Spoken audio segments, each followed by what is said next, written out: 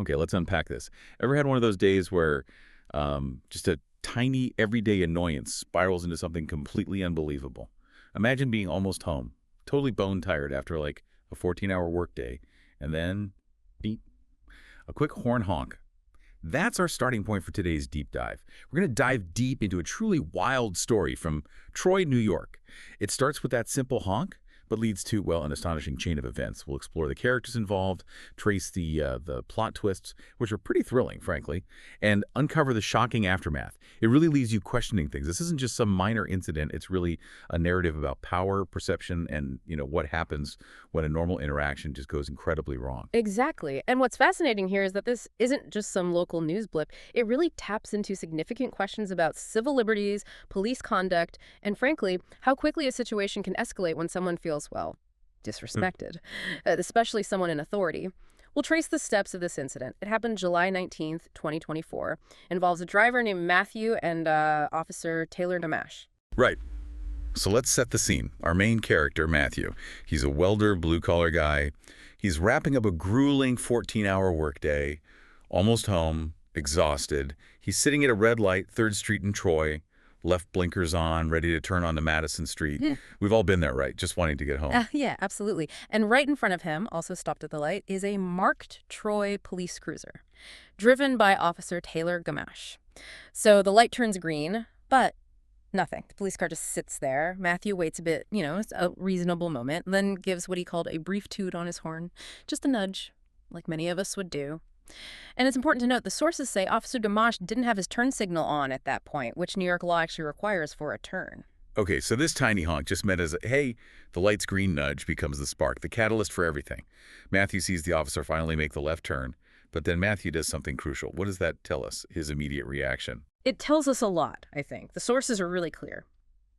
He became afraid. He actually feared retaliation. So he quickly clicks off his left turn signal and just goes straight instead. Takes a totally different route home. It wasn't random. It was a conscious choice to avoid more interaction because he sensed trouble. Which is, well, concerning in itself, right? That fear is the first reaction. Yeah, that an ordinary driver's instinct is fear of the police officer after a simple honk. It definitely shifts the whole dynamic. A real plot twist just getting home. But taking that alternate route didn't end it. Officer Gamash didn't just, continue on his way. No, he circles the area, actively looks for Matthew again, finds him. This wasn't chance. It feels like pursuit. It does. And Officer Gamash finds Matthew pulling into his own driveway, 447 Madison. Now, the parking situation becomes key here. There was another car parked out front, unrelated, and Matthew's trash cans were blocking his usual spot, so he had to park, a bit out from the curb, more than 12 inches, the report says, just so he could get out and move the cans. His plan was clear: move cans, then repark properly. But that temporary positioning, it becomes the officer's focus, a very mundane detail made huge. Right, so the officer approaches Matthew's car. The official reason: a vehicle and traffic stop. But the source material we looked at is blunt.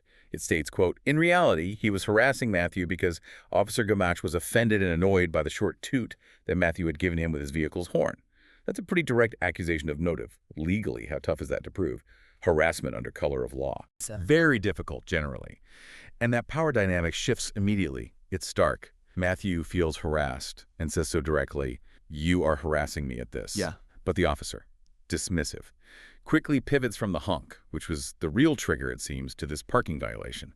He just brushes off Matthew's concern. This is where you often see what's called a pretextual stop, using a minor thing like parking inches from the curb or maybe that honk as an excuse to stop someone when the real reason is something else entirely, something you don't have grounds for. And the tension just ramps up from there. Matthew keeps saying, I'm being harassed. I haven't done anything wrong. He asks for a supervisor. The officer responds with threats, detention, towing the car if Matthew isn't, quote, compliant. Demanding compliance without really explaining the why beyond the parking he just brought up. Matthew's trying to reason, it sounds like. He is. And the officer explicitly says Matthew committed unlawful use of a horn and this parking violation, then threatens arrest for obstruction if he doesn't show his license and comply immediately. It's a real flashpoint. Matthew insists honking isn't a crime. But the officer just doubles down. That is a crime. That is a crime. Total disagreement on basic facts. And then the officer says, you want to play this game? We can play this game. Wow. That really makes it sound personal, not professional. Does that happen often? Officers framing it as a personal challenge, not just doing their job. Unfortunately, that kind of language does pop up, and it's a red flag. It signals a shift away from professional conduct towards, well, personal ego or annoyance. When it becomes a game for the officer, the interaction changes. It can lead to escalation, maybe charges that wouldn't normally stick because it's become personal for them. The lines get badly blurred. And, let's look at that unlawful honking claim. What does the law actually say? The source points to New York Vehicle and Traffic Law, Section 375(1)A. It's pretty generic, an equipment violation section. It says a horn is for a danger warning and shouldn't be used other than as a reasonable warning or be unnecessarily loud or harsh. Matthew's lawyer argues his brief toot was a reasonable warning car not moving at a green light. That's a potential hazard, right? Delays traffic. It really highlights how flimsy the legal basis for the initial stop might have been. It suggests the officer was maybe stretching that law to justify the interaction that started because of the honk. And then the paperwork, the official police report, paints a different picture entirely. That's another twist. It apparently alleges Matthew, quote, got out of the car and started walking away from a uniformed officer. But that wasn't the reality, right? Matthew was already out of his car, by his trash cans, when the officer even pulled up behind him. So how does that official narrative shaping impact things? Oh, it's huge and deeply problematic. The report's version makes Matthew sound defiant, like he's ignoring a lawful stop from the get-go. It's narrative control. It manipulates the facts to justify what the officer did next. It paints Matthew as non-compliant, which then makes the escalation, the force, seem more legitimate on paper. It basically writes the official story, making it much harder for Matthew to challenge later on, creates a record that supports the officer's actions. So backup arrives quickly, and things turn violent. Matthew's arrested forcefully. Even though he's saying he's not resisting, pleading about officers being, quote, on my pelvis, his arm being twisted. He keeps asking, why am I being arrested? Demanding to know the crime. It sounds awful, just trying to understand why this is happening at his own home. Yeah, and the officer charges him with obstruction and that unlawful use of a horn charge.